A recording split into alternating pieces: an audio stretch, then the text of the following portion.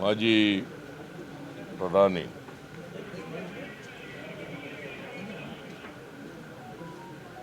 ಮನಮೋಹನ್ ಸಿಂಗ್ ಅವರು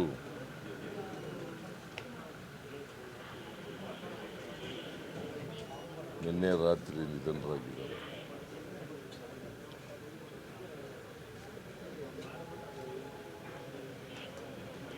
ಅವರಿಗೆ 92 ವರ್ಷಗಳಾಗಿತ್ತು.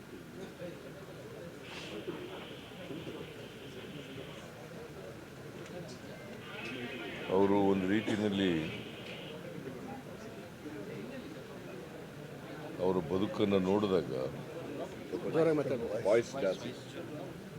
ನೋಡಿದಾಗ ಕೇಳಿಸ್ತಾ ಇಲ್ವೇನ್ರಿ? ಹೌದಾ? ಅವರು ಒಂದು ರೀತಿ ಪವಾಡ ಆದ ರೀತಿಯಲ್ಲಿ ಅವ್ರ ಬದುಕನ್ನು ನೋಡಲಿಕ್ಕೆ ಸಾಧ್ಯ. ಇವತ್ತಿನ ಪಾಕಿಸ್ತಾನ ಇದೆಯಲ್ಲ, ಅಲ್ಲಿ ಒಂದು ಕುಗ್ರಾಮದಲ್ಲಿ ಜನಿಸ್ತವರು. ಪಂಜಾಬ್ ಪ್ರಾವಿನ್ಸ್.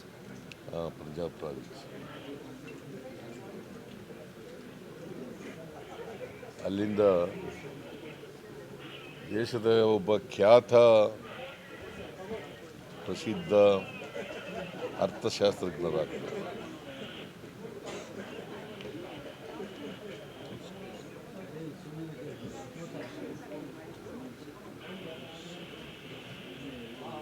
ಜಗತ್ತಿನಲ್ಲೇ ಒಬ್ಬರು ಶ್ರೇಷ್ಠ ಅರ್ಥಶಾಸ್ತ್ರಜ್ಞರು.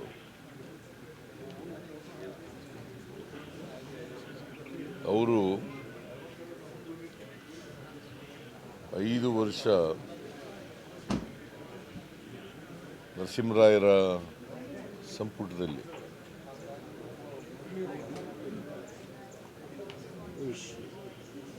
ಆರ್ಥಿಕ ಕಾರ್ಯದರ್ಶಿಗಳಾಗಿದ್ದರು.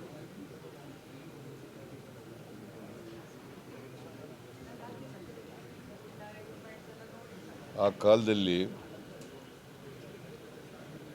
ಉದಾರೀಕರಣ, ಖಾಸಗೀಕರಣ ಮಾಡಿ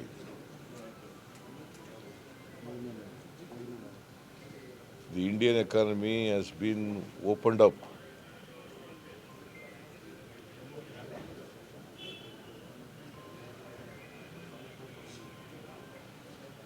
In the global sphere.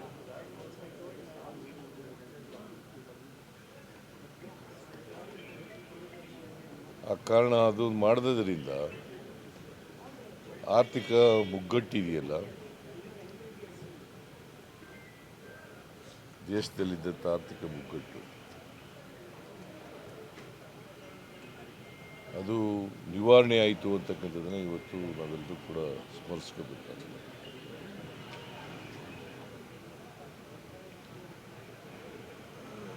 ಅದಾದಮೇಲೆ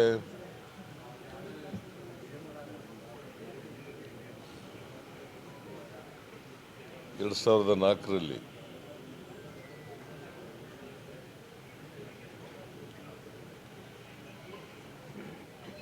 ಕಾಂಗ್ರೆಸ್ ಪಕ್ಷ ಬಹುಮತವನ್ನು ಗಳಿಸಿದಾಗ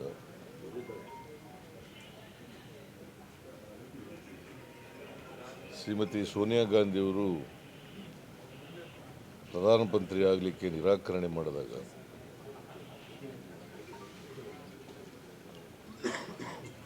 ಇವರನ್ನು ಸೋನಿಯಾ ಗಾಂಧಿಯವರು ಪ್ರಧಾನಮಂತ್ರಿಯಾಗಿ ಆಯ್ಕೆ ಮಾಡ್ತಾರೆ.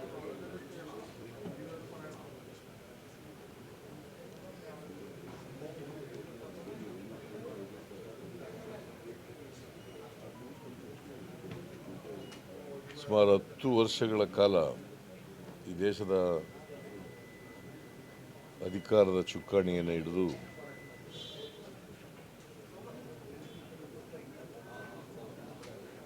ಪ್ರಧಾನಮಂತ್ರಿಗಳಾಗಿ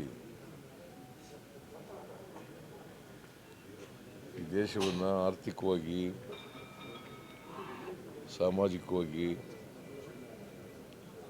ಮೇಲಕ್ಕೆತ್ತಕ್ಕಂಥ ಕೆಲಸವನ್ನು ಮಾಡ್ತಾರೆ. ಬಹುಶಃ ದೇಶ ಕಂಡಂಥ ಪ್ರಾಮಾಣಿಕ ಪ್ರಧಾನಮಂತ್ರಿಗಳಲ್ಲಿ ಇವರು ಕೂಡ ಒಬ್ಬರು.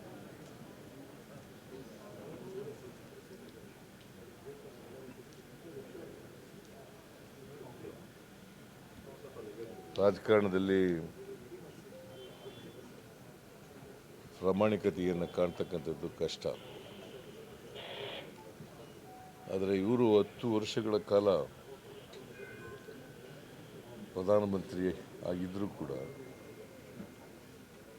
ಅತ್ಯಂತ ಪ್ರಾಮಾಣಿಕರಾಗಿ ಕೆಲಸ ಮಾಡಿದ್ದಾರೆ.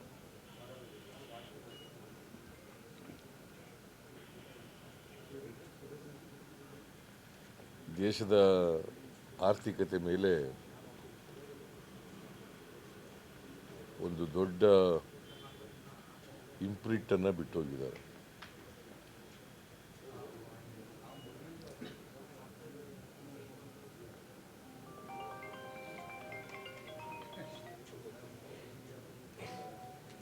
ಇವತ್ತು ಅವರ ಬದುಕು ಮತ್ತು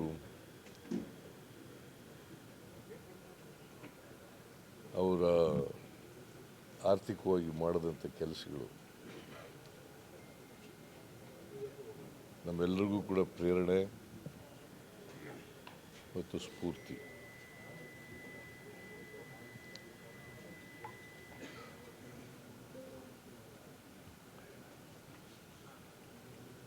ಯಾವತ್ತೂ ಕೂಡ ಪ್ರಧಾನಮಂತ್ರಿ ಆಗಿದ್ದೀನಿ ಅಂತೇಳಿ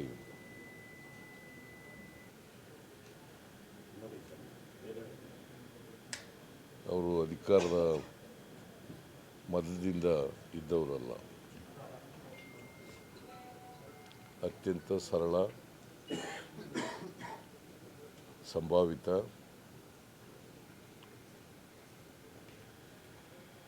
ಮತ್ತು ಪ್ರಾಮಾಣಿಕ ರಾಜಕಾರಣಿ.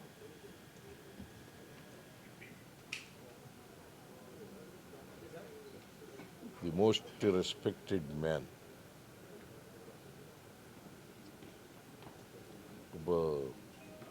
ಒಂದು ರೀತಿ ಗೌರವ, ರಾಜಕೀಯದಲ್ಲಿ ಗೌರವದಿಂದ ಬದುಕ್ತಂಥ ವ್ಯಕ್ತಿ. ಅಂಥ ವ್ಯಕ್ತಿ ಇವತ್ತು ನಮ್ಮನ್ನು ಅಗಲಿದ್ದಾರೆ. ಅವರ ಸಾವಿನಿಂದ ಭಾರತ ದೇಶಕ್ಕೆ ದೊಡ್ಡ ನಷ್ಟ ಆಗಿದೆ.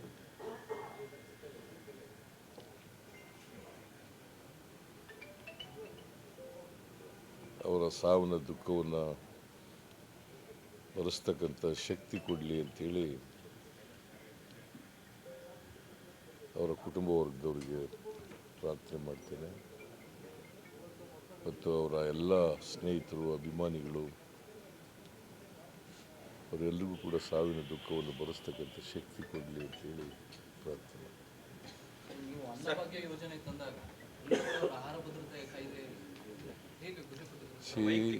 ನೋಡಿಯಪ್ಪ,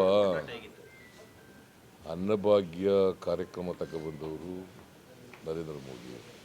food security act, Manmohan Singh ಅವರು ಫುಡ್ ಸೆಕ್ಯೂರಿಟಿ ಆ್ಯಕ್ಟ್ ಅದನ್ನು ಜಾರಿಗೆ ತಗೊಬಂದವರು, ಅದನ್ನು ಜಾರಿ ಮಾಡಿದವರು ಮನಮೋಹನ್ ಸಿಂಗ್ ಅವರು. ಯಾಕಂತಂದರೆ ಈ ದೇಶದಲ್ಲಿ ಬಡತನ ಇದೆ.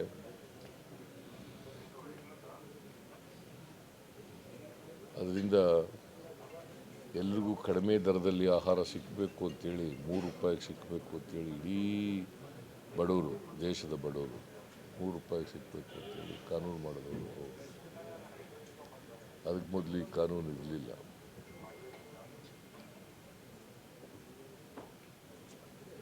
ನಾವು ಅವರು ಕಾನೂನು ಮಾಡಿದ ಮೇಲೆ ನಾನು 1 ರೂಪಾಯಿಗೆ ಅಕ್ಕಿ ಕೊಡ್ತಕ್ಕಂಥ ಕಾನೂನನ್ನು ಮಾಡಿದ್ದೆ. ಬಡವರಿಗೆಲ್ಲ, BPL ಕಾರ್ಡ್ ಹೋಲ್ಡರ್ಸ್ಗೆ 1 ರೂಪಾಯಿಗೆ ಅಕ್ಕಿ ಕೊಡಬೇಕು. ಆಮೇಲೆ ಅದನ್ನು 1 ರೂಪಾಯಿನೂ ತೆಗೆದಾಕಿ ಫ್ರೀಯಾಗಿ ಕೊಡಬೇಕು 5 kg ಅಂತ ಮಾಡಿ, ಅದ ನಂತರ 7 kg ಕೊಡಬೇಕು ಅಂತ ಮಾಡಿದೆ.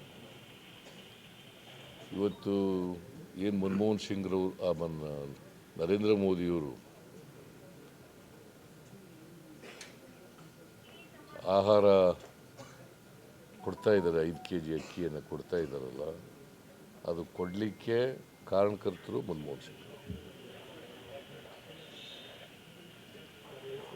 ನಾನು ಕೊಡಲಿಕ್ಕೆ ಕಾರಣಕರ್ತರು ಮನಮೋಹನ್ ಸಿಂಗ್.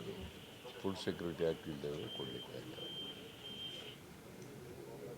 ಸೊ ಅವರು ಈ ದೇಶದ ಬಡವರು, ನಿರುದ್ಯೋಗಿಗಳು ಅವರನ್ನು ಗಮನದಲ್ಲಿ ಇಟ್ಟುಕೊಂಡು ಅವರ 10 ವರ್ಷಗಳ ಅವಧಿಯಲ್ಲಿ ಕಾರ್ಯಕ್ರಮವನ್ನು ರೂಪಿಸಿದರು. ಸರ್, ನಿಮ್ಮ ಮತ್ತು ಅವರ ನಡುವಿನ ಒಡನಾಟ ಹೇಗಿತ್ತು ಸರ್? ವೈಯಕ್ತಿಕ ಒಡನಾಟ ಚೆನ್ನಾಗಿತ್ತು. ಅವರು ಪ್ರಧಾನಮಂತ್ರಿಯಾಗಿದ್ದಾಗ ಒಂದು 2-3 ಸಾರಿ ಭೇಟಿ ಮಾಡಿದ್ದೆ. ಆಮೇಲೆ ನಾನು ಮುಖ್ಯಮಂತ್ರಿ ಆದಾಗಲೂ ಕೂಡ ಅವರು ಪ್ರಧಾನಮಂತ್ರಿ ಆಗಿದ್ದರು. ಯಾಕಂದರೆ ನಾನು 2013ರಲ್ಲಿ ಮುಖ್ಯಮಂತ್ರಿ ಆದೆ. ಅವರು 2014ರವರೆಗೂ ಪ್ರಧಾನಮಂತ್ರಿ ಆಗಿದ್ದರು. ಅವರು 2004ರಲ್ಲೇ ಪ್ರಧಾನಮಂತ್ರಿ ಆಗಿದ್ದರು. ಆಮೇಲೆ ಪ್ರಧಾನಮಂತ್ರಿ ಸ್ಥಾನ ಹೋದ ಮೇಲೂ ಕೂಡ ನಾನು ಬೆಂಗಳೂರಿಗೆ ಕರೆಸಿದ್ದೆ ಅವರು. ಬೆಂಗಳೂರಿನಲ್ಲಿ ಕರ್ನಾಟಕದ ಆರ್ಥಿಕತೆ ಬಗ್ಗೆ ಮಾತಾಡಿದ್ದರು. ಅಫ್ಕೋರ್ಸ್ ಕರ್ನಾಟಕದ ಆಗ 2013ರಿಂದ 2018ರವರೆಗೆ ಅವರು ಕರ್ನಾಟಕದ ಆರ್ಥಿಕತೆ ಚೆನ್ನಾಗಿದೆ ಅಂತೇಳಿ ಭಾಷಣ ಮಾಡಿದರು. ಒಬ್ಬ ಆರ್ಥಿಕ ತಜ್ಞ, ಶ್ರೇಷ್ಠ ಆರ್ಥಿಕ ತಜ್ಞ, ಕರ್ನಾಟಕದ ಆರ್ಥಿಕತೆ ಚೆನ್ನಾಗಿದೆ, ಅವ್ರ ಕಾರ್ಯಕ್ರಮಗಳು ಚೆನ್ನಾಗಿವೆ ರಾಜ್ಯ ಸರ್ಕಾರದ್ದು ಅಂತೇಳಿ ಅವತ್ತು ಅವ್ರ ಭಾಷಣದಲ್ಲಿ ಹೇಳಿದರು. Thank you.